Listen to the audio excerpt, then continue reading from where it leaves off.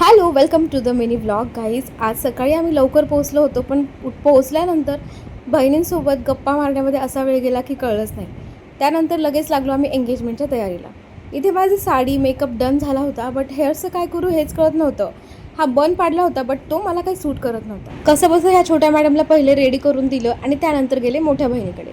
आता मोठी बहीण पाठीशी असल्याच्यानंतर काय टेन्शन असतं. तिने सुंदर अशी हेअरस्टाईल करून दिली, थोडीफार मदत केली. त्यानंतर आम्ही तिघी पण छानपैकी रेडी झालो आणि निघालो होतो हॉलकडे. आता हा आमच्या तिघींचा असा लुक होता, कारण आता पूर्ण लुक तर मी तुम्हाला दाखवू नाही शकले.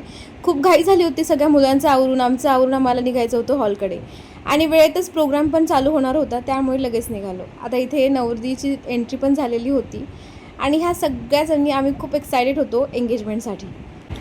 आणि हे आहेत आमचे नवीन जिजू आर्यन जिजू. त्यानंतर दोघा नवरदेव नवरीचा मस्तपैकी डान्स झाला, परफॉर्मन्स एक नंबर झाला होता. ओव्हरऑल सगळा प्रोग्राम खूप छान झाला होता.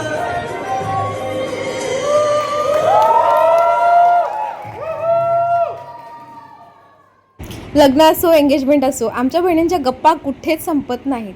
इथे सगळ्यांची एंगेजमेंटची लगबग होती, फोटोशूट करत होतो, कुणी काय तर कुणी काय.